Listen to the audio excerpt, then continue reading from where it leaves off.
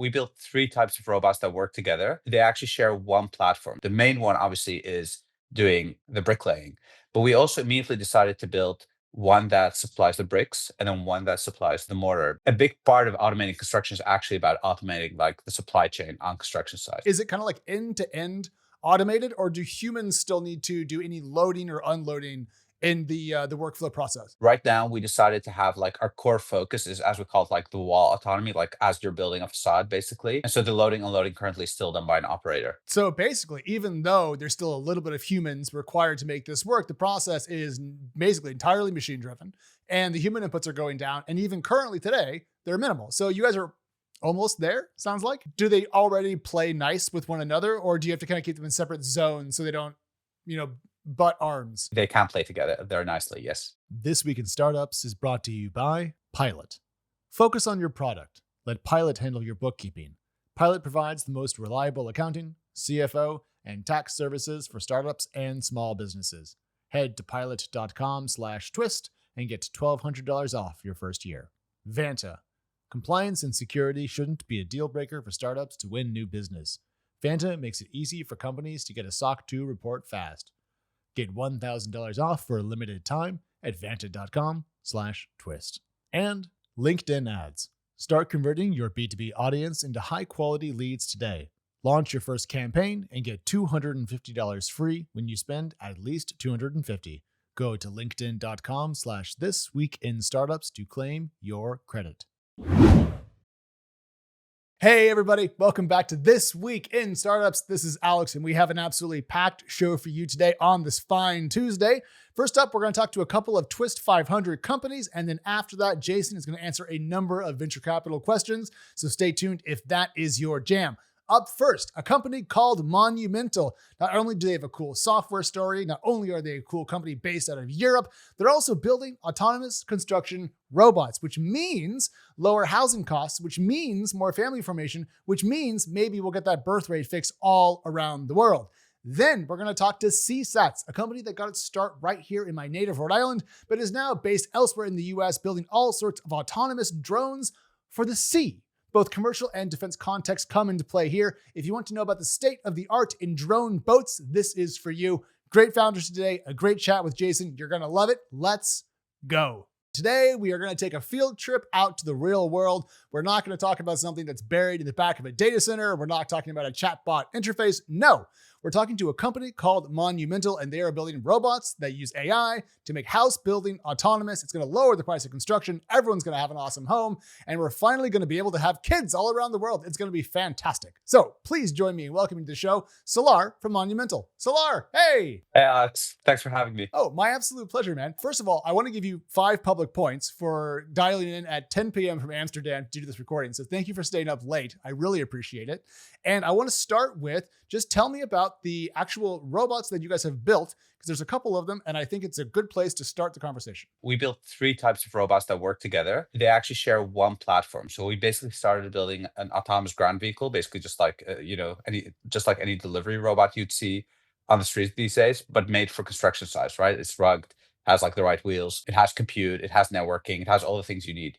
And then on top of that, we built three like variations of it. The main one obviously is doing the bricklaying, but we also immediately decided to build one that supplies the bricks and then one that supplies the mortar, because a big part of automating construction is actually about automating like the supply chain on construction sites. If you've ever been on a construction site, you'll notice a lot of people are spending time with wheelbarrows or whatever, moving stuff around. And so we realized that if you don't actually include that in your like product offering, you haven't achieved anything. Do the robots take bricks off the pile, put them on the carrying robot themselves, bring them over to the robot with the arm, and then put them on? So is it kind of like end to end automated, or do humans still need to do any loading or unloading in the workflow process? So the vision is to obviously do end-to-end automation. Right now, we decided to have like our core focus is, as we call it, like the wall autonomy, like as you're building a facade, basically. And so the loading and unloading currently is still done by an operator. Okay, but is that the only human you currently have in the loop for building these walls? Just to give you a sense of like progress, like we have these operators, and initially they had like multiple tasks. So they had to like load and load, they had to point the walls. Pointing is like when you clean, make the mortar look nice, basically. In the markets where we operate, you have to put in like wall ties. All of these things were automated tasks. And then a couple other things like actual like literal corner and edge cases that we had to deal with, right? Like in the non-computer science sense of the word. Yeah, literally cases involving the edge of bricks, not the The edge actual of corners, probability. yes, Yeah. yes, the actual corner cases, the actual edges. And so what's cool is that over the last like year, we've actually like slowly been kind of like automating all of these away, right? And so like pointing has been automated by us. These wall ties, which is really a really hard problem, by the way, has been automated by us. All these corner and edge cases, slow like one by one, we're automating. And so like that is like this is one of the few remaining tasks. And to give you a sense, like we actually like these supply wagons are made so that they contain like 1 to 2 hours of like material. And so like on a normal like average day, like on a normal shift, you'd probably need to like reload them like maybe 3 or 4 times only. So basically, even though there's still a little bit of humans required to make this work, the process is basically entirely machine driven and the human inputs are going down. And even currently today, they're minimal. So you guys are almost there, sounds like. We feel like we're almost there. Like interestingly, like we track like our core internal metrics in this company are around like, uptime, throughput, like, just like how good is this robot working, human interventions, like all the things that any autonomy company would see. And like, I think the last 6 months have been like the period where we've really seen this like start to work and like kind of feel the magic, honestly. So talk to me about throughput here because I've done a little bit of bricklaying myself. I'm poor at it and slow, but I'm familiar with how hard it is to get right,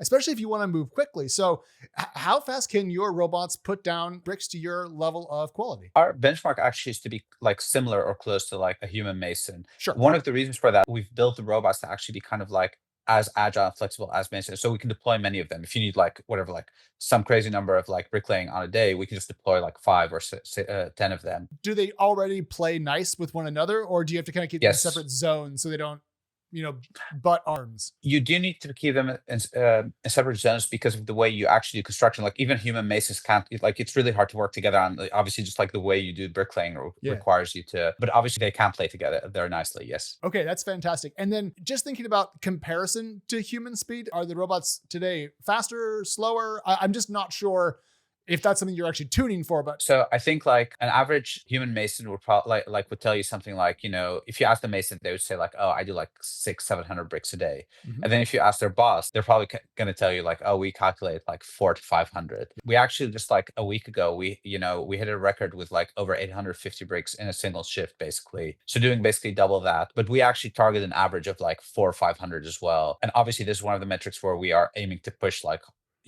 way beyond that in the coming year. I think it's interesting to talk about your company because we often discuss anything that uses artificial intelligence, and we'll get to Atrium in a second, as a potential like risk to human jobs. But given just labor shortages in the construction industry around the world, this feels like a completely non-moral question. This is just we need more houses.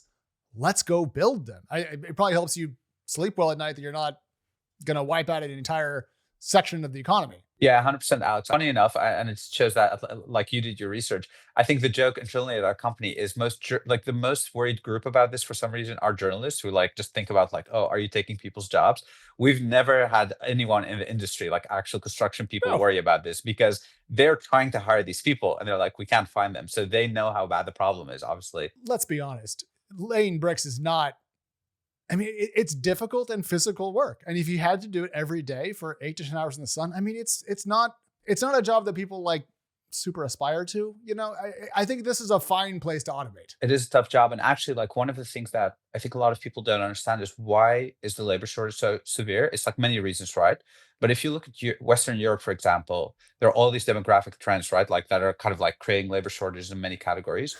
One of the reasons is the worst in construction is actually because people are retiring at like age 50 or 55, like a full decade ahead of other jobs, because it's so physically demanding, right? And so like it's actually like kind of a double whammy. Founders, listen, if you've got a B2B company and you're marketing your product or service to other businesses, you need to use LinkedIn ads. Otherwise, you're wasting your time and you're wasting your money. LinkedIn isn't some random social network where everyone's using a fake name and posting nonsense. It's a network for professionals. LinkedIn knows who the big players are and who the key decision makers are in your vertical based on the data they're already collecting. Everyone's on LinkedIn. Me, you, everyone. The platform has more than 1 billion members, and that includes those 10 million C-suite executives. And that's the kind of reach you need to grow your business. LinkedIn's advertising tools aren't just throwing your messages around for anyone who's clicking. No, B2B marketers report 2.5 times higher returns on ad spend on LinkedIn compared to other social platforms. That's why my firm Launch advertises our own projects on LinkedIn. We want to reach people who are actually doing exciting work at real companies, not randos, not bots, not trolls, real executives. So here's your call to action. We've got a special offer just for Twist listeners. Launch your first campaign and get $250 free when you spend at least $250. That's one for one. Go to linkedin.com/thisweekinstartups to claim your credit. linkedin.com/thisweekinstartups. Well, and in Europe, you're describing the population pyramid, which is tilted towards older folks, and you're not going to get pensioners to stand up one day and go lay bricks. So I think this makes a lot of sense. A clarification though, there are companies out there that want to do essentially layered concrete pours in like an outline and then build up that way. That's different than taking the brick-based approach that you guys are pursuing. So can you just explain to me the why bricks and mortar are the right building technique for your robots to approach? Let me talk, take one step back about how we thought about building this company. Sure. So I think there's like two really key insights that we had that kind of like interlock. So the first one is our kind of like go-to-market model, which is we are actually working as if we're a subcontractor, right? Like we actually are not selling or leasing the robots. And related to that, we decided that to basically succeed in a pretty conservative industry, and I actually think it's conservative. Like people use it in tech, use that as a bad word, but I think it's like there's something good about being conservative here. To succeed there, you need to actually like plug and play into like the supply chain that people have kind of already like opted into. So think about it this way. Think about it as if you're doing an enterprise sale.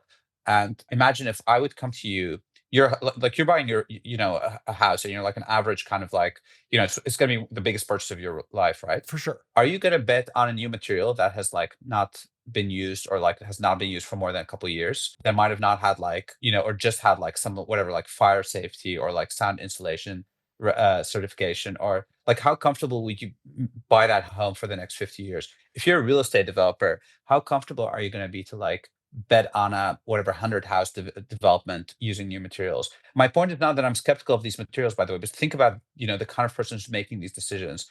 Think about the entire value chain, everyone, like every stakeholder, the architect, the developer, maybe like regulators. Yeah. Everyone, when you're using new materials, is going to be like, I'm not sure. And so you get so many headwinds, right, as you're trying to do something new. And so we decided to basically not change anything in this equation. And then within that framework, bricks and mortar suddenly make a lot of sense for many reasons, right? Like tried and true. I mean, we've been using bricks and mortar as a species for ever. Millennia. Yeah, literally millennia. Yes. Okay, so that makes a lot of sense to me. But you actually brought up something else that I really wanted to touch on, which is just the business model here. When I talk to companies that are building robots, most of the time, they are looking to sell them, or maybe in early production, they might do some kind of lease or partnerships. But you guys seem to want to take on the actual jobs yourself. So talk to me about the economics of that. It seems from where I sit, Salar, probably wrong, but expensive and difficult. So it's actually the other way around. So I have a theory, like, you're taking on operational complexity. Let me start with that, right? Like there's definitely a downside to doing this. And I think interestingly, that's actually true for a lot of companies I respect that are very successful, right? You could argue the same thing about like, why is Uber not just licensing their tech to taxi companies? Why are they dealing with regulators and like, actually like having all this pool? Why is Amazon running their fulfillment centers and doing like last mile delivery? Sure. I think it is actually like it is very, very difficult. I'm not, we don't think it's going to be easy, but I actually think this is the game you need to play if you want to build like a really, really large company. So, but why does it work? I actually think in construction, this might be for other things, it is easier to get, a 50 or 500K contract if it's basically project cost, right? Like if they're going to basically funnel 500K to subcontractor and you're basically doing the same job as that subcontractor, a contract like a general contractor will be very comfortable funneling that money to you, that amount of money, if they feel like you're going to do the job, like just, if you can deliver. But if you try to sell them a robot, then it's probably 18 times as hard. Exactly. If you're like, hey, outside, from your own like kind of like profit and loss, do you want to pay like 5K for this SaaS product, or do you want to pay 5K to license this robot? It's going to be really, really hard sell, interestingly, right? For kind of obvious reasons, as I'm saying this, I think you kind of get it. But like And I think that, so is it expensive? I'm not sure. You actually get access to like much bigger revenue streams. Again, you take on operational complexity. And then if your fundamental product works, so if you get the autonomy metrics right, you actually, we believe we actually will see like software like margins on these massive revenue numbers. I think that's where it's going to get really, really exciting. Like we're already seeing kind of like 50 to 60% gross margin on what we're doing. And we have like visibility towards like 80 to 90% gross margin. And so again, like that is what autonomy is supposed to do, right? Right. You can compare this to like Waymo cars as well, right? Like, you know, they could license this to other companies, but like, why do they do it? If it works, it's going to be like a really good business. Well, in the case of Waymo, I feel like, and also Uber, I feel like they were taking on the regulatory complexity, essentially as a way to make it a viable option. In your case, though, I feel like you make a super solid point. I mean, why not take on the contracts, make the money, and as long as you can handle the operational complexity, which sounds like you guys can. But this is a good segue to just geography. I know you guys are working in Holland, and I believe you have some pilots in the UK. Is that correct? Yep, that's right. Where are you going to go next, and why were those the right two places to start with the company? I'm lucky enough to have some connections to the Netherlands, and I think one of the unique things about the Netherlands, it's actually like a very dense country, right? Like it's a really, really high population density, Yeah, and there's yeah. a lot of construction there. So you get a lot of construction density in a single market, and that point is underrated. Like the entire country basically has like one building code. It's like a single. It's like completely like homogeneous, which is not even true for say Germany. Like neighboring Germany is like I don't know. It's like basically like different markets. Every region has like different construction style, and Yeah. so like you can't actually like approach it. Even the U.S., right? Like the typical advice is like go launch in the US. The US is the best market. I love the US. But the US in construction is obviously not a single market, right? Like California is not going to be the same rules as like Texas or like Florida. And so LA is not the same rules as San Francisco, which is not the same as Palo even Alto or Modesto or San exactly. Jose. Yeah, Yeah, yeah. exactly. The other disadvantage you get set for like you could pick a state that's actually like a massive market, still bigger than the Netherlands. Like say Texas, like with with a really good business environment for this for what we're doing, but the density honestly sucks, right? Like is actually like still not, Terrible. So Yeah, if you think yeah. about just like where you're sitting with your headquarters, you're doing your first pilots, you're literally driving like 6 hours to get to like your pilot side. We drive like 30 minutes to where we need to go, and I think that makes it a really good market to launch. Obviously, we'll still go to the US, but I think in terms of just like sequencing and staging your company, we feel pretty good about the sequencing we pick. I didn't think you were going to come to the US. I was just curious why the UK over a continental country, just given where Holland is. So the UK actually has the most from all. So the honest answer is just like traction. We've just like had insane inbound. We don't do any sales. We don't do marketing. We literally have contractors emailing us is like, hey, when can you come to like when can you help us? We get contractors who send us drawings of projects. Like here's a school. Here's like, can you Mhm. just do this for free? And we've had that the most from the UK. The UK, if you look at the statistics, actually has like the most severe Housing bricklaying crisis. shortage. Yeah. Passing classes, but actually, like specifically bricklayers. Oh, I think the stats are something like 25 to 30,000 missing jobs, basically. Like that alone is a massive market. If you just think about like the labor value of those missing jobs, and I think it's been accelerated by a couple of things, right? Same things as like continental Europe demographics, etc., but also Brexit removed kind of a lot of Eastern European immigration. Like all yeah. these factors coming together has made it actually like a really, really attractive market for us. Bricklaying is huge in the UK, obviously. Well, I mean, you just look at any picture of row houses in the UK and what do you see? You It's all see bricks. bricks. Yeah, exactly. It's like a 5 billion market to give you a sense of like scale. How many robots do you guys currently have? And how many will you have maybe in a year's time? Because I feel like just in those two markets, you could have probably hundreds at work full time and still not be meeting all the demand. Early this year, we were like sub 10 robots. We were still kind of like in the early phases. We're Sure. now at like 25 to 30. Like we're literally bringing online like the next kind of like batch of 5 as we speak. We target by the end of the year to go to 40, but like we're actually starting to invest, which takes some time towards kind of like the next big leap where we're going to go into like hundreds, like triple digit kind of like fleet, but towards like end of next year. And because supply is actually our biggest bottleneck, right? Like we have like so much demand, but like actually building the supply is the delivery muscle, and like building these robots is the key thing we need to figure out. Startups move fast, and in the age of artificial intelligence, they're moving faster than ever. But moving quickly doesn't mean you can fall behind when it comes to security and compliance. Hey, move fast, let's break things. Good advice at times, but not exactly what huge enterprise customers want to hear. So that's why I recommend Vanta to my founders. Let Vanta worry about your SOC 2 and your HIPAA requirements so you can focus focus on building a world-class product, Vanta will continue to monitor your company as you scale up, and you'll always be ready for the next big deal. And Vanta's new agentic trust platform is context-aware, so you can stop reacting when something goes wrong. You got to be proactive. You got to spot these security and compliance issues before they become a problem. It's a new world, and expectations for your company have changed. You're growing up, so it's time to get secure with Vanta. Twist listeners can get $1,000 off by going to vanta.com/twist. That's VANTA.com/twist for $1,000 off. I would love to spend the rest of our time talking about your supply chains to build these robots, but I think we really have to talk about Atrium, which is kind of your end-to-end software stack. So as far as I understand it, Salar, this is the platform that you guys use for everything from the actual like articulation of the arms and effectuators. What are they called? End effectors. End effectors. Thank you. And then that information is fed into sensors, and then that is also that then interfaces with the desktop software. I have a GIF I'm going to play. While I play this, explain to me Atrium and how it works. You actually explained really well. Atrium does like a couple of different things.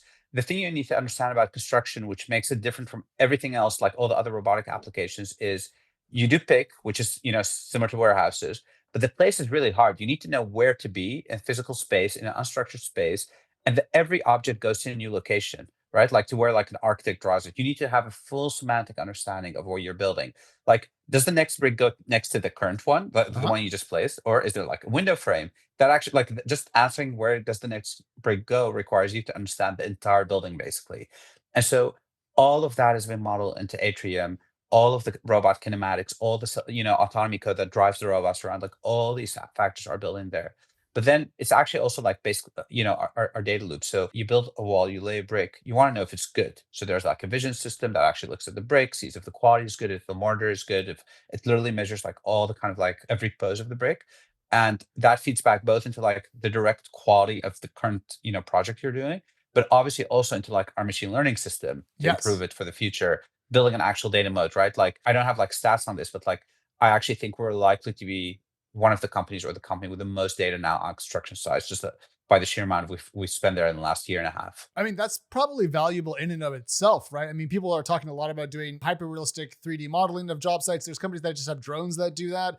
There's actually a robot company that just does like marking out of like plans on floors. It seems like there's a ripe market for construction data. Is that a ancillary business for you guys down the road? I don't think so. I think it is something that's going to be like really valuable for us. And I think it's going to be like a flywheel also to like develop future products and improve our current product and basically like get to a point where it's going to be really hard for other people to catch up. But I don't know if there's like an actual market for it. Who knows? We'll see. We will see, especially as you guys get 40 to 100 robots in the market. I mean, the pace at which you'll be getting more data is going to be absolutely insane, which I presume is going to help the whole stack. So which was harder to make, the actual physical robots that do the bricklaying, or was it harder to make the software that works from the robot all the way up to the human level? So I'll tell you this. Interestingly, I think the hardest thing is the intersection of those two things. So I think that the joke that we run in the office is that if someone is serious about robotics, like whether it's like you're hiring someone, or if they become completely obsessed with the boring, kind of seemingly boring question of calibration, which is where these two things come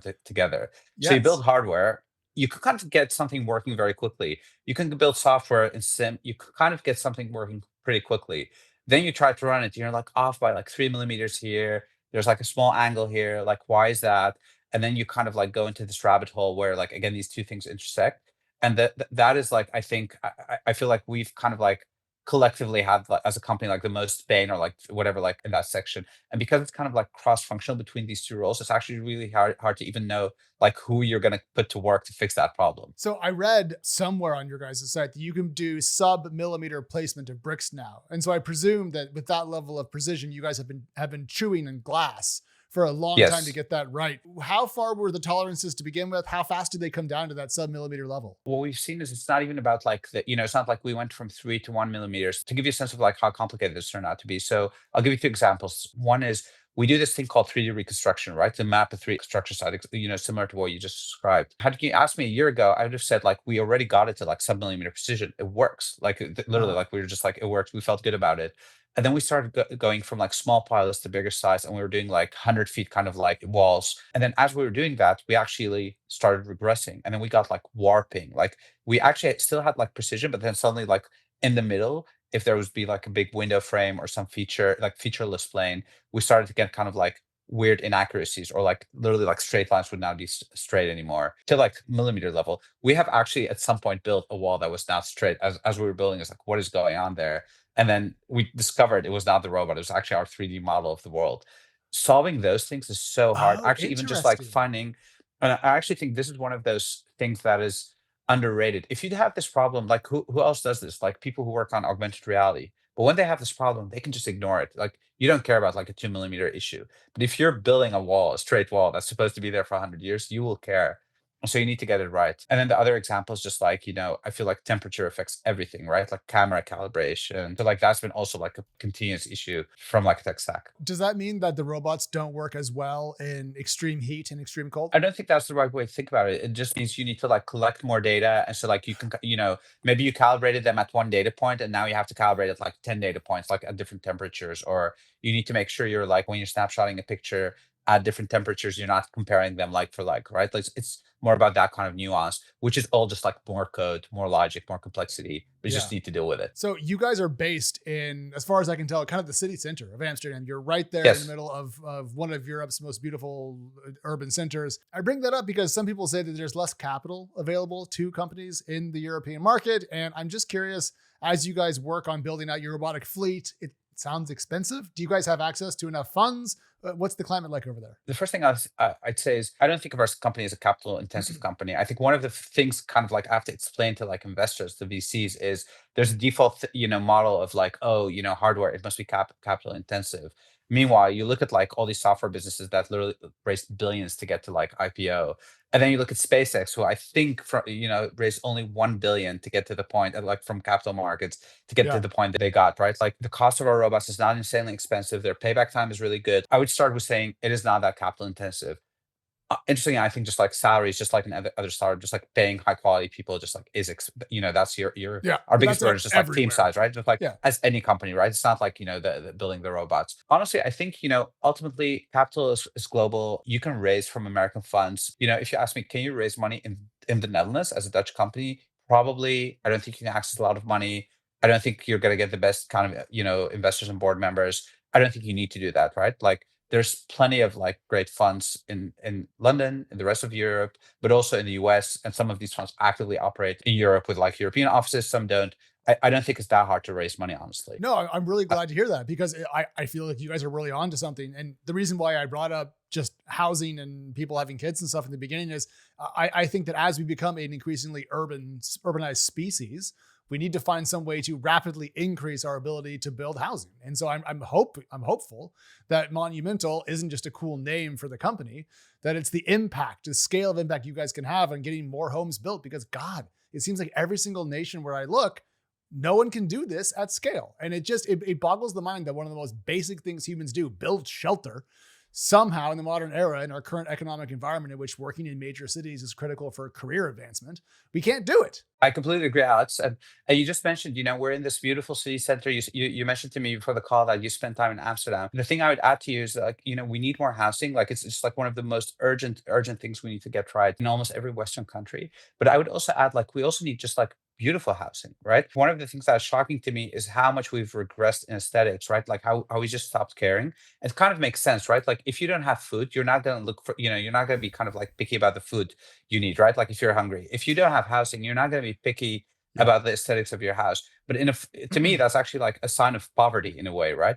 And so we need to break free of that. And I think one of the things that excites me about what we're doing is we actually will not only lower the cost of housing, we'll be able to like actually build aesthetically pleasing, diverse types of houses without raising cost, right? And that is exciting to me. Well, you stole my last question, kind of, because I was thinking about the robots and the bricklaying. And one thing that very, very good bricklayers can do is do interesting patterns, different size bricks. You can make a wall almost artistic if you're good. And it seems like, based on the GIFs and images that I've seen, you guys are doing kind of standard wall creation today, but it doesn't seem like it'd be impossible to down the road be able to do some kind of more aesthetically pleasing, more artistic bricklaying. So we've actually done it. We're actually doing like really exciting stuff. And I think interestingly, this is again the stuff where a lot of masons actually like will go much slower, making it more expensive, much harder for them. But we've actually built our robot. For example, if you want to do brick patterns, if you want to combine two or three colors of bricks with a very intricate pattern. You can go as far as like actual pixel art with bricks. The robot's not going to be slower. It's not going to get more expensive. You can do things like indents and outdents really easily. And so like Yeah. we can do everything that a really skilled craftsman can do, but like we can do a lot of like amazing things at the same speed, at the same cost. And that is exciting. And so we're going to coin the term not brick pixel art, but Brixel art. It has to be the new phrase, right? I'm not sure if that's going to work, Alex. I think Pixel. I think it's brilliant. Let's try it. Let's try it. I want to have you back on in a couple of quarters to check on how progress is going, but this is tremendous. Before I let you go though, where can people find you on the internet? And also, is there a job that you're looking to fill that you want to shout out to the This Week in Startups community? Yeah, so you can find us at monumental.co. I think we literally have like 15 open roles. The thing I would want to say is like a lot of software engineers, we're always looking for great software engineers. Think that, we'd be looking for like embedded people or robotics people. We are a full stack software company. You just showed Atrium. It's a React app with using Rust. It's just like a proper software app. We're not some like industrial robotic. So if you're like an amazing software engineer, if you want to contribute to this and actually like help build robots that build houses, Yeah. you should just like apply now, basically. I'm going to do you a little favor here and show part of the site because this made me laugh when I read it. There's a note on the Monumental website entitled "A Quick Note on Our Tech Stack." And it just lists all the different languages you're using and where you're using them in the hierarchy of the application. I don't think I've ever seen that level of detail about how software was built on a startup's page. It was pretty cool. I like that, Salar. Thank you for doing that. Thank you. All right. Well, thank you so much. Monumental.co, part of the Twist 500, one of the awesomest companies in the world. Shout out Holland. Salar, we'll see you soon. Thank you. Thanks for having me, Alex. Probably the best part of being a founder is watching a project that started as just an idea blossom into a full-fledged startup. The worst part? It's bookkeeping. It's boring. It's detail-oriented. And it takes time away from building your product and, hey, growing your team. It's time for you to let Pilot take care of all this bookkeeping so you can get back to running your company. Pilot's the largest accounting firm, and it was built just for startups. They understand the technology industry and the landscape. They know the stakes, and they're already trusted by amazing companies we love, like OpenAI, Scale, Airtable, and beyond. And you know what? Pilot is about so much more than just getting your taxes done on time. Pilot has a smart dashboard that puts all the essential metrics your startup is tracking at your fingertip. And they have helpful advisors who can walk you through crucial financial decisions you're going to need to make in the coming years. Plus, when it's time to raise your next round, Pilot COO and CFO services are there to help. So it's time to focus on your company and let Pilot handle the books. And Twist listeners get $1,200 off their first year. Just go to pilot.com/twist to get started. On the show, we love to talk about drones, usually in the sky, sometimes underneath the water, but there is a class of startups out there building drones that sit right on top of the ocean. One of them is called Seasats, short for Sea Satellites, and I'm going to learn lots today about dual-use technologies, reindustrializing America, and also when can I buy one? Please welcome to the show. It's Mike Flanigan, co-founder and CEO of Seasats. It's really good to be on here. Thanks for having me, and excited to talk about the world of maritime drones. I have sailing merit badge, sir, so I'm a literal expert in all the... I kid. I want to actually go back in time, though, and not talk about the company to start, because if you rewind the clock, you and some buds were sitting in Tiverton, Rhode Island, very close to where I live, and you were working on a crazy science project that ended up leading to the company. So just for fun, tell us that story. This story, in many ways, Seasats has been a journey of technology disruption, technology innovation, going to directly like solve customer problems or end user problems. But then really like you have all these things are driven by like global collisions, like technology change, making new opportunity. This absolutely happened for us in this childhood story. The Scout Transatlantic project, if anyone wants to go Google Scout Transatlantic autonomous boat. It's really cool. I recommend you. I did this earlier today. Fantastic. Do it. There are fun stories out there. It was like, to the end there, it's like, this was basically a garage project, a couple of kids doing something just on the side out of like passion and kind of like intellectual curiosity, pushing the limits of what's possible with like consumer hobby grade tech. And it really went viral. Describe the challenge. Yeah, so the challenge was to send an autonomous boat from Rhode Island all the way to Spain, like across the entire, yeah, exactly. Go Rhode Islanders. Great maritime states, grew up around the water. And yeah, we wanted to send this little autonomous boat across the whole ocean, just pulling in solar power, charging its batteries, spinning its propeller, sending back updates over satellite, and across the whole ocean. I mean, this is something that had never been done. There's a Transat. There was a many-year running competition to do this, and I don't know how many years it went, like 5 or 10 years.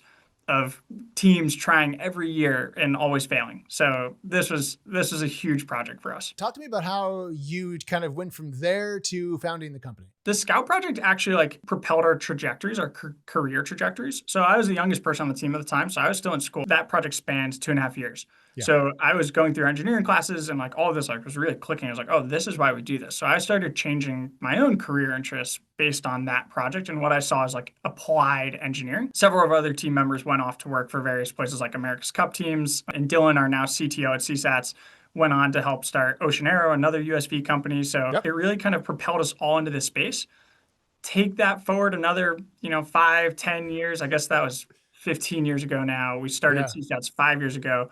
When we started Seasats, we really were like, hey, a lot of the companies in this space, the first gens kind of are doing incredible work that, we're standing on the shoulders of giants, et cetera, technology development. But like the wave gliders, the sail drones, a lot of these companies were very first gen. They were kind of like these weird products that were hard to use. You had to know a ton about sailing or about like be a deep mariner to get any value out of it. And even then it was really complicated. Yeah. We were like, hey, let's build Seasats. Let's make this easier, more scalable. Let's hammer in on like an iPhone style product. Like let's make drones easy to use in the ocean. That's where I want to start because you have two models kind of currently in market, the Lightfish and Quickfish, both of which I think have solar panels and bring in some power and such. But it's the autonomy element that I want to start with because you guys talk about how you can train people up in like 3 days to use these boats.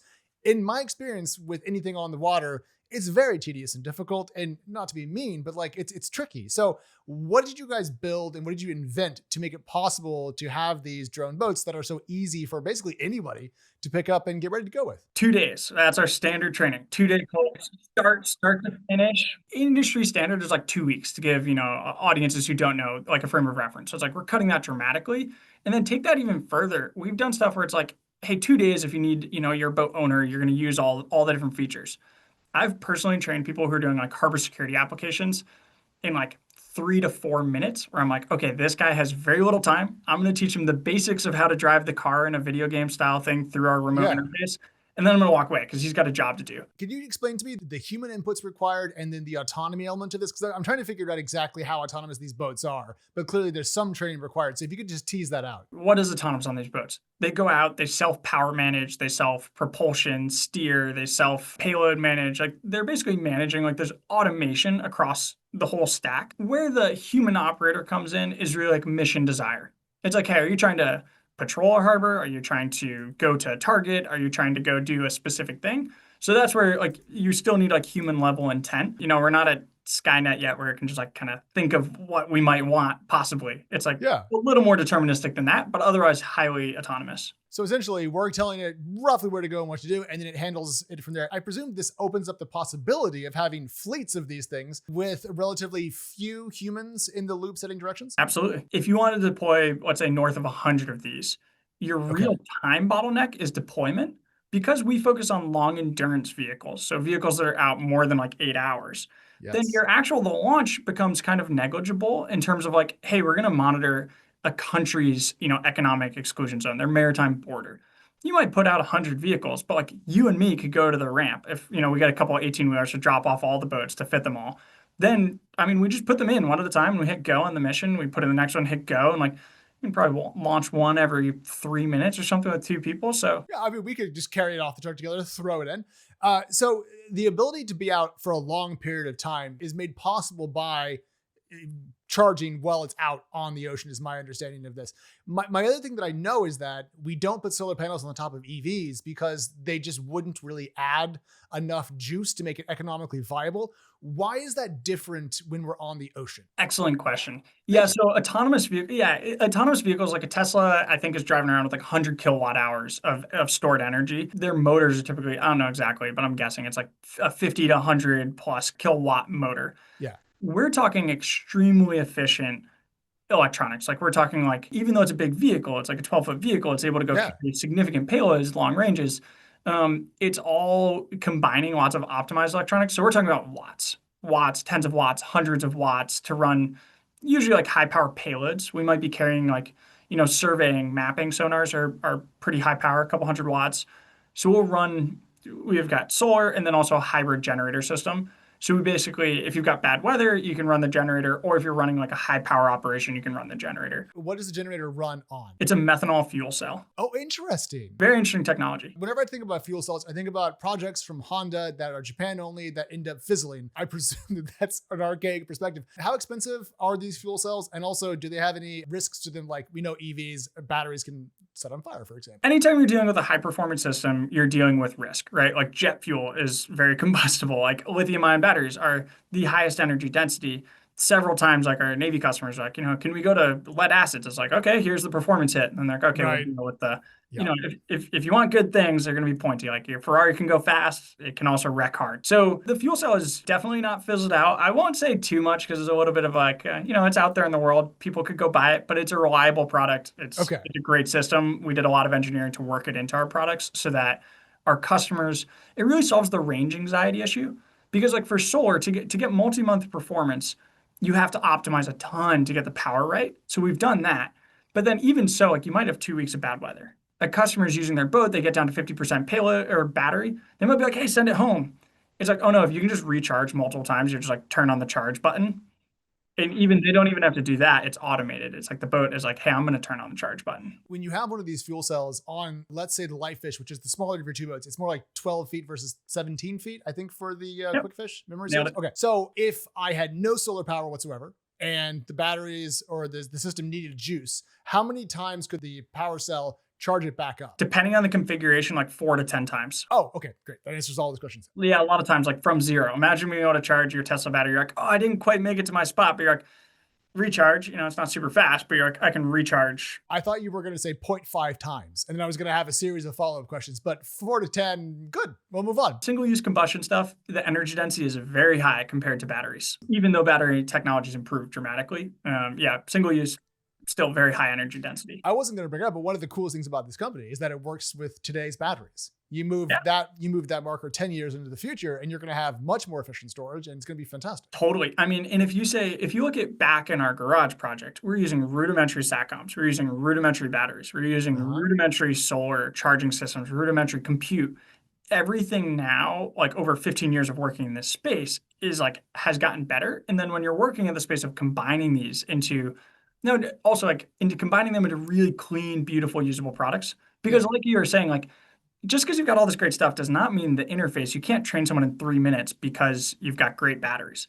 That requires product design and people who are aligned and being like, I hate using buggy technology. Like our CTO, Dylan, is fantastic because he's like, I'm so frustrated by banking software and this software. He's like, it's such, it's crap how bad software is. And so it's like, bring that level of desire to have like smooth products to a user group that rarely has a good product experience. Government technology tends to be pretty rough. But you said SATCOM earlier, satellite communications, and that brings up a point I wanted to get to, which is the customer, because I think it's not hard to see the military possibilities for your ASVs, autonomous surface vehicles.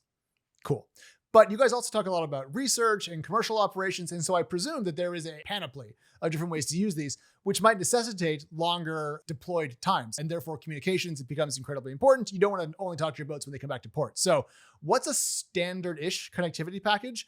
And what do your customers do with that? I would say standard connectivity package, we're connecting across high bandwidth satellite connection or like satellite constellations to older constellations that are kind of mid bandwidth to the oldest constellations that are like breadcrumb bandwidth. And then the boats are also able to connect to like local, like other boats. You can use them in fleets. We've done that. Can you coordinate their movement based on? We have like some rudimentary coordination, but we really focus on like extremely good vessel autonomy because there's quite a few players focusing on like coordinated swarms. Like, I mean, you've got like the government's working on it. Anduril's working on it. L3Harris is working on it. Like there's people, really smart people working on like, how do I get good individual assets, planes, boats, submarines, ground vehicles, manned assets, troops on the ground to fuse together into a big complicated picture to like affect an outcome?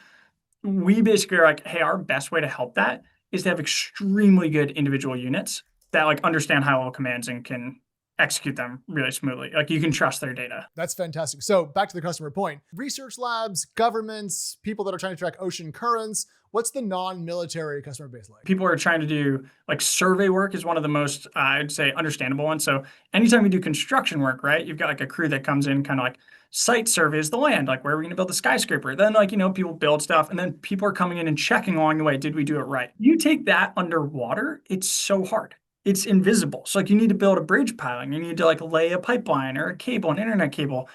Well, we don't really know what's down there. We've got some old chart from, the 1800s that some guy lead lined. So it's like, okay, you need to know what it looks like today. Then you need to know, dig the trench. Then we lay the thing. Then we need to say, like, is it right? And then 2 years later after a storm, or like a month later after the storm, every hurricane season down south, you need to go check and say, like, is this infrastructure still okay? Or do we need to go do something to fix it? That requires actually going along with a sound sonar. So it's sending out sound pulses, getting that picture back, and then building a high resolution 3D bottom map to say, hey, here's what's going on. So in the commercial world, that's like a huge use that like robots are great for because it's just extremely precise, repetitive work. And it's like, yeah, drones are fantastic for it. I was thinking oil and gas and then subsea internet cables were the two things that I was thinking of as clear use cases for this. There are like dozens more. There's like tracking whales, doing harmful algal blooms, preventing shellfish poisoning. I mean, it's a very interesting industry. There's like a gazillion things people are doing with drones. It's almost like the ocean is really big and really important. It sure is, as it turns out. Yeah, it's far away. Not many people think about it because it's like, oh, out to sea. But it's like actually like the whole world is getting kind of fed by the ocean. Those people live in Nebraska. Like those of us who have lived near the ocean, I used to live in San Francisco and now I live in Providence. I'm close to this other ocean now. It's pretty important stuff. Let's talk about manufacturing. You guys are based down in San Diego, as we discussed before the show, close to the El Segundo area. But I'm curious why that was the right place to build the company. And then also, how has it been working on products that I presume can't have an enormous footprint of Chinese-made supply? So I would say the two things there. San Diego is a great city for this work. It just has an amazing intersection of like leading scientific institutions like the Scripps Oceanographic Institution, a really big military presence in terms of like Navy Special Warfare's headquarters is here. I think one of the biggest like aircraft carrier, hubs in the world. So huge military presence. Everyone kind of understands working with the military and what that brings to, the city and the nation. And then also just, I would say like good tech hub, like you've got companies like Qualcomm and like biotech companies that have been here for a long time.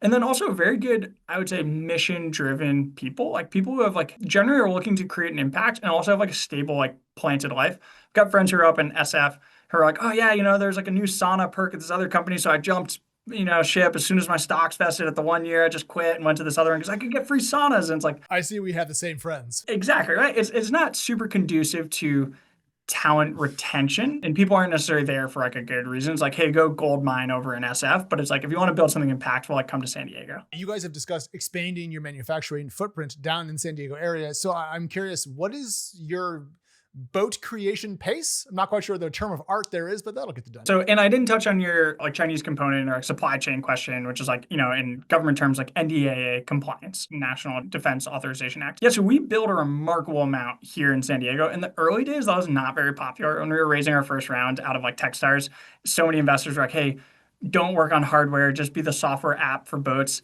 Yeah. We luckily had people who are experts across all these different things, like Max Kramers, who's, one of our co-founders, isn't total expert in like naval architecture, mechanical engineering, boat design. He gets it. And it's like, hey, we could compromise. Like we could outsource this. We could chuck it over the fence and hope someone else builds a good enough product. But if you want a good product from start to finish, like Apple, needs to touch the hardware. They need to touch the software, the firmware. You have to kind of do the whole thing. There's also yin and yang where you need to make it easy to play with because in defense, there's a lot of partners in the ecosystem, so you can't be closed, which we do. Anyway, so we own a lot of our supply chain. Honestly, getting off of Chinese components, it's a challenge. You have to meet defense requirements, and we might start with a prototype component, and it's like, hey, this component is $100 or $80, and it's mass manufactured for consumer users. Then we like go ahead and get the non-Chinese version. It's like $800.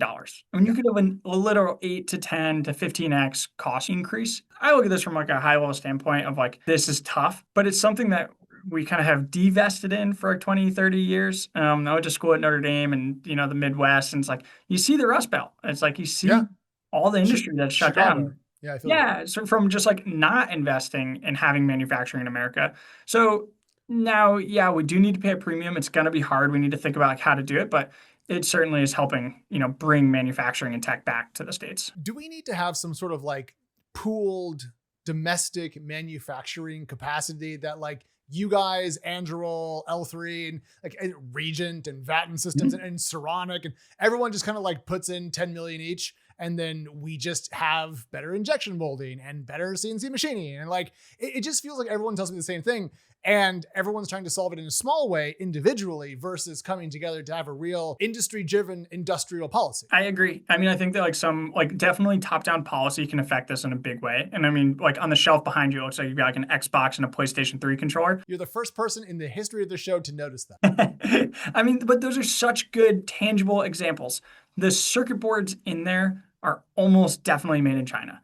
Oh, And 100%. it's not that we can't build them here, but we do need to invest and incentivize companies to build up that flexible manufacturing capability so that, us, Anduril, Saronic, Vatten, everyone can source their components that are not that exquisite from a US company instead of going to China. Do you think the government's doing enough right now to support this? Because I'm actually pretty bullish, not just on your company, but the entire, like, we might say generation of hard tech companies that I think you're a part of. And I'm just curious if in our currently volatile political system, Congress and the executive branch are able to actually do enough to support here, or if there's lots of room for more activity from them. That is a good question. I don't think we should adopt kind of like authoritarian like styles like China has done, but I do just want to comment on the effectiveness of their policy. Like when we were starting this company, I was learning about the regulations. I was like, oh, that's pretty, controlling. Then I read about like why does Chinese battery tech like rule the kind of whole place? And it's like, oh, they had a smog problem, like an air quality problem. So they're like, you know what, we're gonna roll out that you can only drive like IC, like internal combustion cars, certain days of the week. If you have an EV, an electric vehicle, you can drive all the day. And then they're like, hey, and if you're gonna build EVs in China, you have to have a certain percent domestic manufactured. And it was like really high. So like Tesla and all these companies went and just like I forget the name of the company, but there's a battery cell company that went from like a nobody to today's biggest battery provider in the world in a couple of years. If anyone's curious why we don't just ape that here in the States, it's because it leads to perverse incentives, and you know about the manufacturing glut. That's why you get the term involution regarding Chinese cost cutting, and you get industrial deflation. Thanks for saying that, Alex, because I've referenced that once or twice, and no one has really articulated like that flip downside. I think there's clearly a downside, so I'm not saying we should do that, but it's a good lesson for us that like, hey, top-down regulation can work. It really can change things. So you have to be careful about what happens. But it's like, if you want to drive change, if a government sets the policy, all the companies will react. Sure. I mean, we have this through CAFE, like fuel economy standards and so forth. And we have industrial policy in the form of tax rebates for EVs, or did until recently. I just would like for you to say, you know what, Alex, actually, it's so easy to get out Chinese parts because there's so many great options here in the States. I can build 10 times as many boats as I could last year because I'm drowning in machinery. That's what I want, because then there'll be more flexibility to innovate because you won't be worried so much about getting the freaking parts you need. It's true. And, it is better like for the optimistic side of this, like it's better today than years ago. It's like things are getting better. There are people who are like all the time we're getting contacted by suppliers who are like, hey, we have this new clever way to do composites. We've got this new clever way to do batteries. We're trying to get into this game. And it's like, that's great. I mean, there's a lot of disruption happening. I think people see the need now, which is really good. How many boats can you guys build per month, per quarter, whatever the right time of reference there is? We've got the capacity to go into the hundreds. So, I mean, the nice thing here is per year, I would say. The difference here between, I've got a background working in like consumer goods and medical and then automotive, working for like a consulting automation company. So I had the privilege of going inside of a lot of American factories, helping them automate and increase throughput. Those are the scales of what's possible. Maritime right now is way below that. So I really enjoy it from Seasats perspective. Like we're much closer to consumer goods or to automotive than we are to shipbuilding. The new like kind of like shipbuilding pushes I think are great. And like people going after the medium-sized USVs is very interesting. Those are big bets. But like for small ASVs, the reason we like them is we can proliferate them very quickly, very capital efficiently. And we build a lot of them. And I mean, you get really good effects from. And just to be clear, we're describing this basically up to 17-foot boats as small. So in the USV world, these are the Fiat 500s of the USVs. Yeah, totally. These things are very small. I mean, the Navy is very used to, ships are big ships, boats are submarines, and like our size of thing like hardly registers. Yeah, you guys are like a pimple or something, like incredibly small. What does that fly on the water? However, it's changed. I mean, the power of small things has changed. Like Ukraine used small USVs, 15 to 20 something feet, to completely drive the Russian naval fleet out of the Black Sea without putting anyone on the water. They did in other places, but I mean, asymmetric effect, small robots against big ships. The fight was a KO. But when I think about the future of warfare, I think about not just Ukraine, I think about future conflicts around Taiwan, and it's going to be a drone-based battle in a large way. And I do think that, and I'm not saying that you guys are selling them to Taiwan, but like I could see equipment like the Quickfish, I keep getting them mixed up in my head, which has a built-in payload area, it seems like, according to the drawings, play an enormous impact. And they don't have to be big. They can be small as long as they can carry what they need. In fact, size might be a net negative. Actually, I love that you said that. Our thoughts are the smallest platform you can make that does the mission capability is what you want, because that's the best for stealth. It's the best for cost equation. It's the best for manufacturing, logistics. Like you get all these benefits by being small. Yeah. Make it just as big as you need for the specific mission. Are we still behind? Because I think what the Ukrainian war, or the Russian war of aggression in Ukraine, whatever you want to call it, really showed us that we were behind on flying drones, that our domestic supply chains were crap, that we were just behind the curve on the future of warfare and so forth.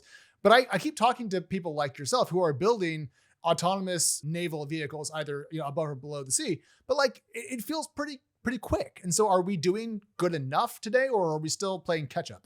Yeah, that's a good question. You can look at this from two different standpoints. Like you can look at this from warfare, or you can look at this from operational impact.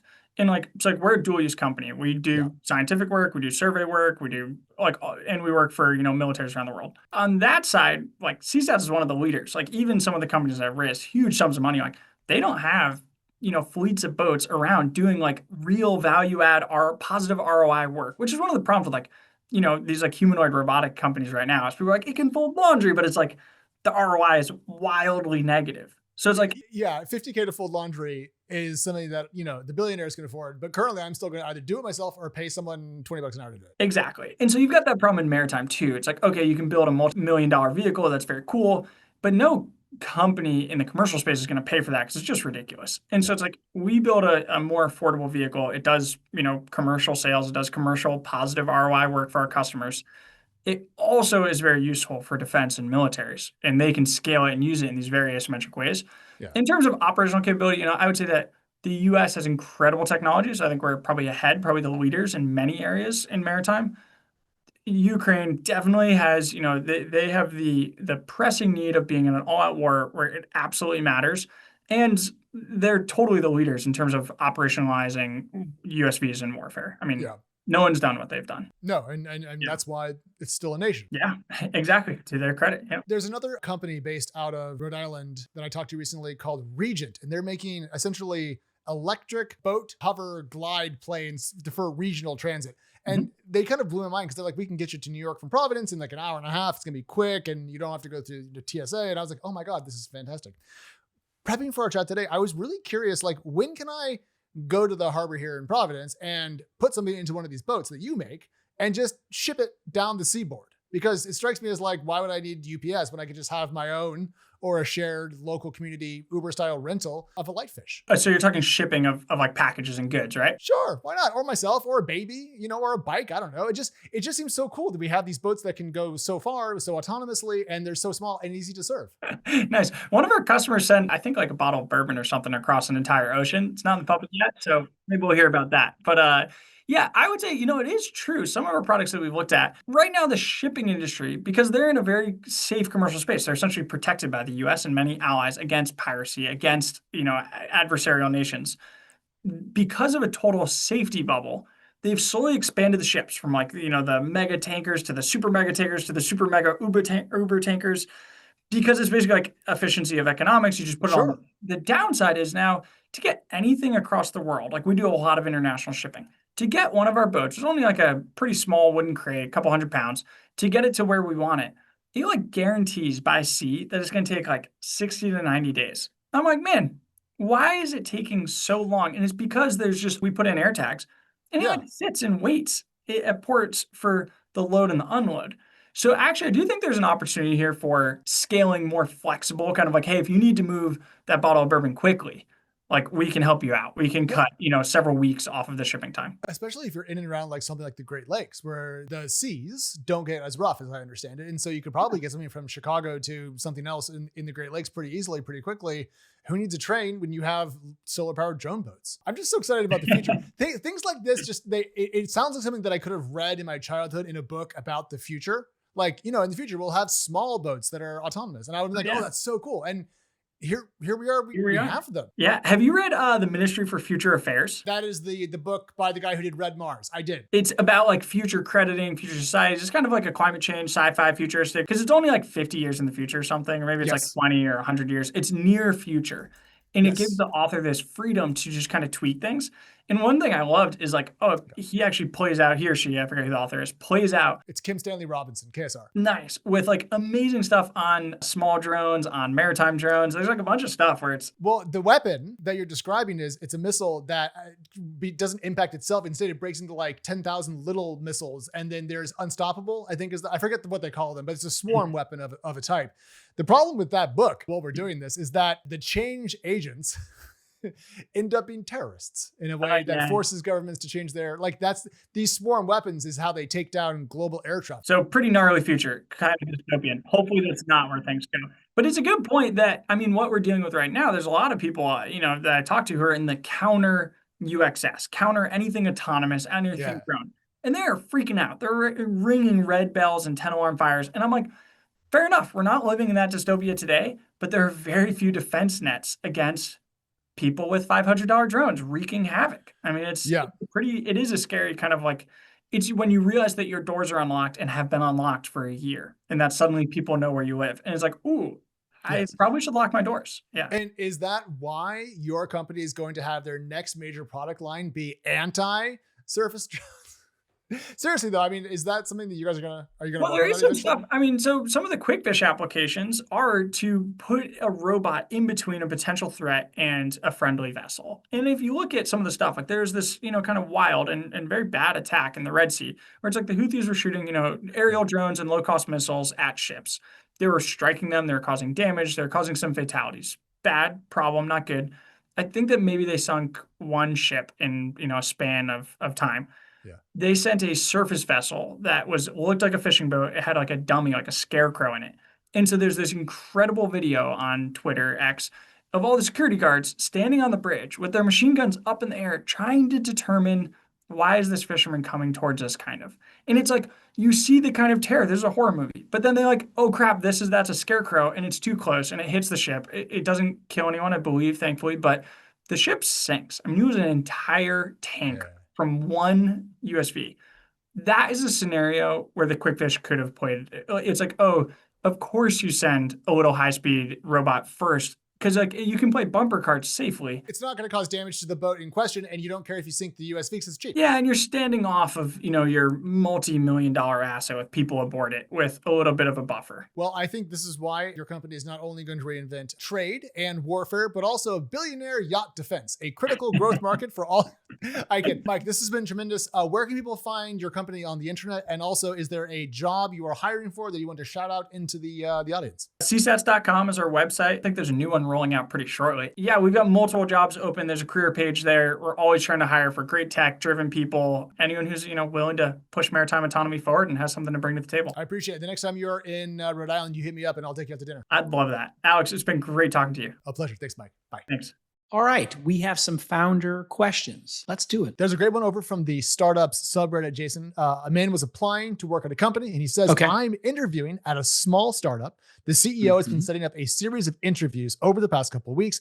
All his emails have been sent late in the evening or on weekends. Is this a red flag? Most of what I know about the company so far is good, but should I be worried if the CEO is seemingly working all the time? Now, a lot of folks actually had pretty positive takes on this, but before we get to those, what do you think? Why are you going to this startup is the question. Do you want to make a lot of money from your options, or do you want to have work-life balance?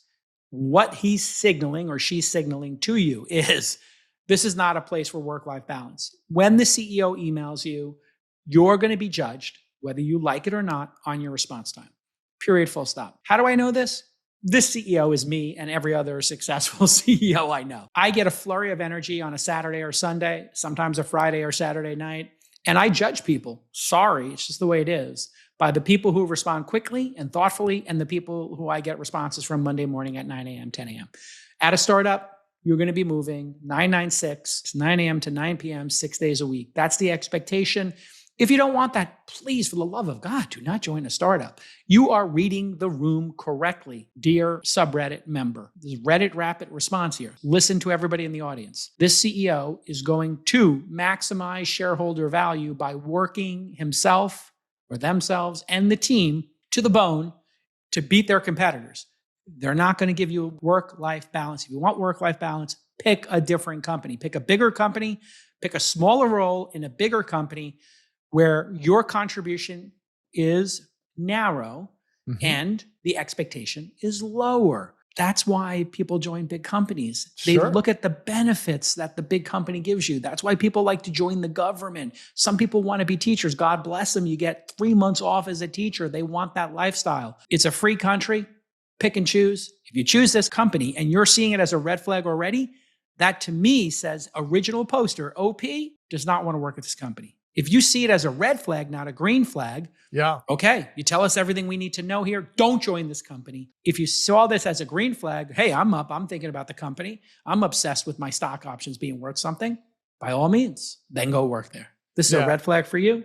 Get out of Dodge. Best comment was the red flag would be the CEO working a 9 to 5 and not the weekends, LMAO. But there was a couple of other points that I just want to bounce off you while we have you in the CEO chair. People were saying, hey, look, the CEO is going to be swamped all day. Sometimes they only get to email at the end of the day and they may not expect a response right away. Do you think that carries water, Jason? There is some truth to the first part of that, but not the second. You do, like my email might come at the end of the day because I'm talking to my direct reports. I'm talking to founders. I'm doing podcasts. Yes, my day might be full. I might be traveling around the world to Saudi Arabia and then Japan and then home. Literally went around the world recently. So yeah, they might not get to it later, but they're still going to judge you on response time. Sorry, just the way it is. Pick wisely. This original poster sees it as a red flag. It is a red flag for you. Go work at Intuit, which is famously good work-life balance. Okay, great. Shout out to Intuit. Go there. Yeah. I mean, there are some companies that were espousing 4-day work weeks and offering 4-day work weeks. 37 Signals, hard company to get a job at, but I think they take Fridays off in the summer. So go work at 37 Signals and you're going to have to fight for that job. It's not easy to get in there because people don't leave because the benefits are so good. Different founders, and this is something you can decide for yourself as a founder. Some founders like to overpay team members. Sometimes they like to shower people with benefits. Why? Golden handcuffs. They want to make it impossible to leave, and they prefer to have no turnover. Other founders see turnover as energizing and a plus. Okay, we outgrew people. Netflix was famous for having everybody reapply for their jobs in January. This was shocking when people heard this. What? You're not loyal to your own people? No, Reed Hastings said it. We're not loyal to our people. We're loyal to the mission of the company. If you can't provide and explain how you're going to provide value in January, then okay, then you shouldn't be here. It's a sports team. And a sports team, analogy is going to be cutthroat and you're going to get cut. So do not join this company under any circumstances. Corollary to this is make sure you understand your equity package and don't 996 for a company where you have $4 in potential future equity, because that's not where you want to spend your time. Another good point. You would want to know your strike price. You're going to want to know how many shares are outstanding, and you have the ability to ask those questions. And if you do, people are going to say, okay, this person's thoughtful. So if they say, we're going to give you 10,000 shares, you say, okay, is that 10,000 of a million shares and it's 1% of the company, or is it 10,000 of a billion shares? I would like to know. And okay, I understand I have common shares. Can you explain to me, just broad strokes, the preference stack? This company's been around for 5 years. You've raised $300 million. That last $100 million that came in at a $1 billion valuation, do they have a 3x liquidation preference? What are the general terms? Now, they might say that's confidential, we can't explain it. Then what you could say is, okay, if everything converted, here's the little secret. Let's say we IPO'd at a $10 billion valuation. Okay. We're currently worth $1 billion. We IPO at $10 billion and I have 100,000 shares. How many fully diluted shares would there be if everybody converted to common at 10 billion? Can you just run that scenario for me? And then you would actually know. Because what happens at an IPO is all the preferred shares, all the common shares become one class of shares, essentially common. So the preferred converts into common. Everybody has the same style of shares for the IPO. And their preference goes away because there's a liquidation that's about to occur in the public market. So therefore, everybody gets the same shares. This is generally what happens. And so then you would know the total number of shares, because if they did have a liquidation preference, if they did get a multiple on their shares, if they did get interest on their shares, that would be done in the calculation. And they could say, yeah, you went from having 1% ownership to having 0.5% ownership because of the liquidation preferences. And you would actually understand, $10 billion company, I own 1%. I have 100 million. I own 0.10%. I have 10 million. You could just literally do that, man. If a startup CEO or the hiring manager in question is really coy about that information, Jason, how much of a red flag is that to the potential employee? Yeah, if you can't get the denominator at the very least, or the ballpark denominator, and there's not a discussion about this, that means there's probably other people who are flying blind in the company. Oof. And yeah, that would be a red flag. Okay. Generally speaking, people know what their percentage ownership is of the company, and they do this math all day long. So if you were going to Uber in the early days, you would understand like roughly what your percentage ownership was. And then when new dilution occurred, they would just say, hey, that new round we're doing is going to be about 15% dilution. So if you owned 1%, you own 15, you own 0.85. All right. Next question is about pink and red flags, Jason. This is a rubric that you introduced to me, that there are sometimes a red flag at a company, sometimes a pink flag in between. I came across a tweet from Ankur Nagpal. He's the CEO of a startup, and he said this, which I thought was very interesting. Hot take: startup founders using company credit card points for personal travel is low-level fraud. Now, I had that same position for a long time. There's a long tradition in this space, points, of companies like, the Visas of the world, marketing to employees to use their cards so that they can get personal travel. I have always had the position that is then a bribe to run up the bills. And in fact, when I was at Sony Corporation, a lifetime ago, people would pick more expensive flights on purpose so that they could earn more points. And they would say, well, what's the limit for my cross-country flight? And they'd say, the limit is $8,000. You're in business class, you're an SVP. They'd say, okay, I need to book my ticket later because I'll get more points. Just torching cash. Torching the company's money. And then they would say, which hotel can I stay at that would get me the most points? Because I do 5 trips a year, I get those points, and then that's how I pay for my family's vacation, is I use those points to pay for my family vacation. So yes, it is the most modest of pink flags. I have always taken the approach. Now, if you own your company, you don't have investors, well, then the owner can do what they want with the points, right? If this is your company, this is for venture-backed founders. For a venture-backed founder, you should be saying, hey, everybody use this card. So if you think the American Express Platinum, or you think the Robinhood card, that gets money back, or the Platinum card that gets you, upgrades, or I have the United cards from Chase. I also have the Platinum card. Those ones seem to, according to my peeps, get you the most rewards. By all means, you do that. And then you use those to get free hotels for business travel, et cetera. It is just a tiny little pink flag. Yeah, it's a little integrity test. That's what I was curious about, was the integrity element. Because you talk a lot about how if you make a small mistake and someone catches it, then they're going to have less trust in your ability to make 100% decisions. Yeah. So it fits into that. All right. Next up, we're going to talk about a company called Cursor. You may have heard of it. I think they just reached $2.3 billion round at a hot new valuation. But everyone's not talking about that. Instead, they're buzzing about how Cursor hires. We talk a lot in this podcast about how to retain the right people. Well, the way Cursor goes about it is a little bit different. There's a piece in Colossus, a well-known kind of technology magazine of sorts, that discusses this. I'm going to pull it up and talk you through it. What is Colossus? People have been telling me about Colossus. I think I've been pitched a couple of times on having the founder on podcasts and stuff like that. What is Colossus? It is a print magazine. I think it's quarterly. It comes out and does, I would say, friendly profiles of people in and around the technology industry. It became, I think, best known for its Jared Kushner Thrive Capital I'm not going to say profile because that implies journalism. And I don't think that's really the goal here.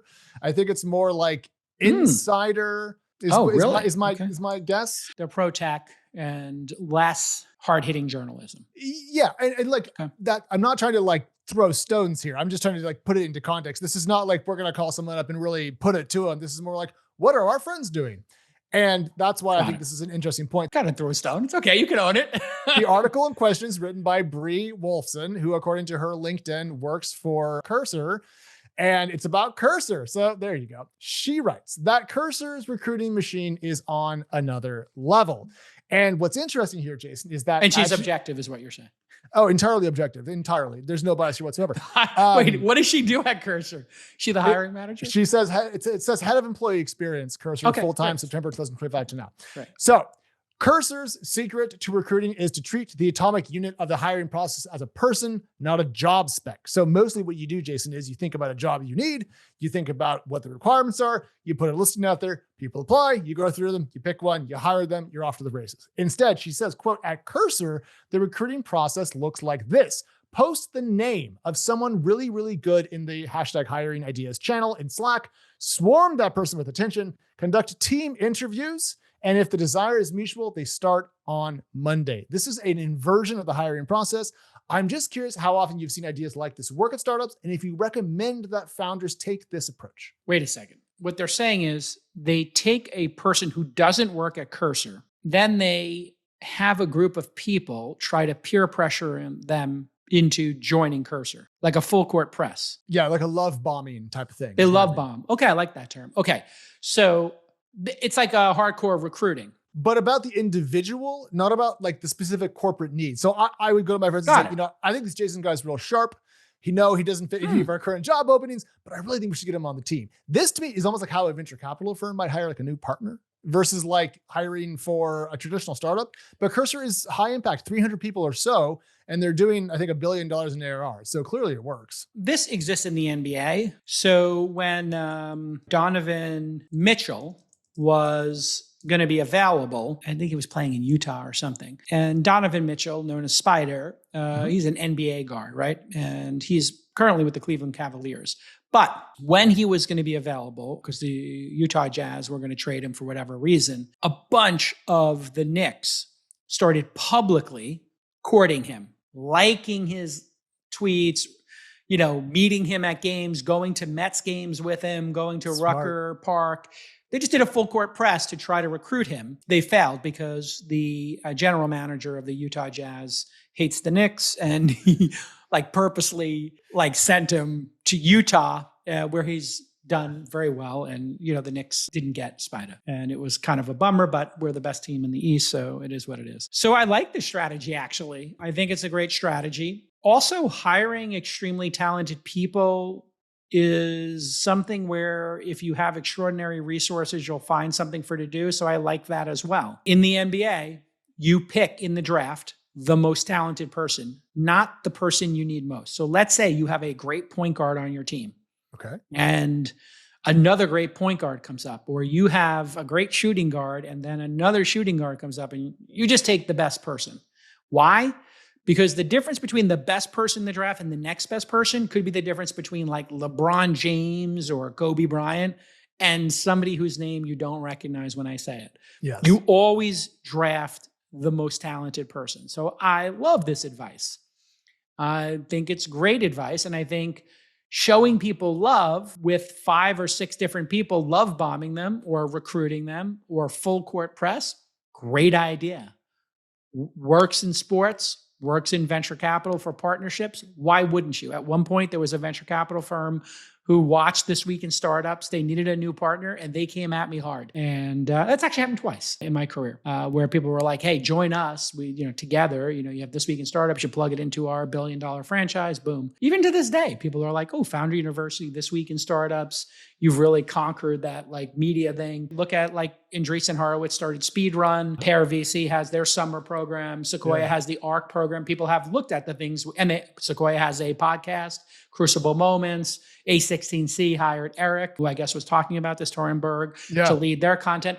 So those things have just naturally happened, right? This is actually happening to me now. People want me to come to leave Twist and go start something to talk about their portcos. And it's interesting. Yes. Every venture firm wants a podcast plugged in. It is absolutely the right way to go. Yeah, I think it's great. For the back to Colossus, the publication, having insiders write about their strategies is great service journalism, but it's not objective journalism. So you are correct. What if you're a founder of a company, Jason, that isn't growing at 3x per year? What if you're at our friend from Familify, right? And he is in the wilderness, right? This hiring approach probably wouldn't work that well, is my guess. This strikes me as you're growing like a rocket ship and you have lots of cash strategy. Well, every company has something to offer. The company that doesn't have product market fit yet has higher equity and more responsibility and the joy of going from 0 to 1. And that's what they're offering. So you're just offering something different. If you look at Cursor in year 0, hey, we know that somebody is going to crack making developers 10 times more efficient, and that should be us. We can offer you 5% and you could be a co-founder. Like you could actually in year 0 offer the co-founder title. Hey, we've got 2 co-founders. We're willing to add a third. If you join us, those 2 people go and they recruit him or her. That happens all the time, actually. You're just offering a different package. Great idea. All right, Jason, one more thing before we let you go. Bilal Zuberi of Red Glass Ventures, previously I think he was over at Lux, has some advice for the early VCs in the world. And I wanted to get your take on this. So Bilal writes, "Dear young VCs, 2 cents from me. Stop going to so many conferences. You may not realize it, but you're likely meeting the same people again and again. And instead of having your own perspective, you're essentially repeating consensus views on the same few startups and business models that everyone already likes to discuss." This strikes me as very good advice, but I was curious if you agree with it and where these young VCs should be spending their time, if not at conferences. Obviously, meeting founders is the number one thing you should be doing. Building a network of other VCs to get pocket listings for them to tell you about their investments or to introduce your investments to is equally important. I would say probably equally important if you're going to succeed. Having a network of people you can send your deal flow to do the next round, critically important. We have something called the Whisper Network. We build systems as opposed to having goals. So we have the goal of being able to help our founders meet new investors to do their next round of funding. But we have a system called the Whisper Network. It's a piece of software we made where our founders can go in, pick which folks they want to meet, and then whoever in our organization has the best relationship then can forward that information on. We might open it up to other founders at some point, let them join the Whisper Network and be part of it, or let investors join the Whisper Network and, receive information through it. Anyway, long story short, both of those things are important. He does make a really good point about groupthink. The reason why I think I did well is I made my own event where I invited founders I met. It was called Open Angel Forum back in the day. And I would let angel investors, now it's called the Syndicate basically. And we do an online thing where every week or 2, I have a deal committee, which now has 150 people on it. About 40 of them show up and we show them 2 or 3 companies with the founders there. And then they pre-commit or don't pre-commit. And if they pre-commit and we get 10 people, 50K in pre-commits or more, we tend to share it with the rest of the syndicate because we have enough early indication that it would hit the 250K minimum that you need to run a syndicate because of the legal expense associated with the syndicate. So I like the idea of starting your own. So I'll take his advice one step further. Instead of going to those conferences and being one of 500 people there, one of 300 people there, or 1,000 people, instead of going to TechCrunch Disrupt, I would say do what I did my whole career, which is I threw the party. So when I had the Open Angel Forum, there were 21 people in the room famously when Thumbtack and Uber and other data stacks, companies like that presented there for their seed rounds or pre-seed rounds. And 3 people invested in Uber, myself, Cyan Bannister, and First Round Capital at that Open Angel Forum, famously at a pier in San Francisco 15 years ago, something like that. Shout out Cyan Bannister. Yeah, Cyan Bannister. It was like a $4.5 million valuation back then. So anyway, that's the long and short of it. You should start your own event. So pick a category you really care about or go to niche events. So I went to the Wikipedia conference which was a very niche conference with 100 of the Wikipedia editors in Boston. Dave Weiner was there, myself, a couple of interesting people, Doc Serials, really interesting people who were kind of in the tech business in the 70s and 80s. And I was coming in the 90s and the early 2000s. And I got to kind of be with those elders, the really wise Doc Serials, the really wise Dave Weiner. They had 2 decades of experience on me. I got to sit there and just be a fly on the wall and listen to them talk about wiki software and Larry Sanger and everything. Jason Schumann, primary, is a general partner over there, early stage investor. He thinks that what VCs should do is go to niche conferences, to your point, but he thinks they should be industry specific. So this should be that's exactly what I'm talking about. Yes. Yeah. No, I think it's dead on. Shout out to Jason. He gets it. When you go to those, then you have an advantage over other competitors, because if you're at this legal tech conference, you're getting to see those technology companies in the wild. You see them at their booth, how they're pitching folks. You see their presence. You see the talk they gave, whether people in the room in the talk. Did people in the room go up to the founder after? Did the founder give a good presentation? Did their director of sales and co-founder give a good presentation? All that stuff. So the niche conferences is also a power play. I like the idea of starting your own. I've done that my whole career, and man, has that paid off for me. If you throw the party, people remember you. People remember TechCrunch 40 and TechCrunch 50. They, Dropbox launched at that. Gary Tan just tweeted me and Mike Arrington interviewing him, and Tyler Crowley, and my former chief of staff, interviewing Gary Tan. Did you see that? That Gary Tan, he found a video. He wrote me a very sweet note. He's going to come on the pod.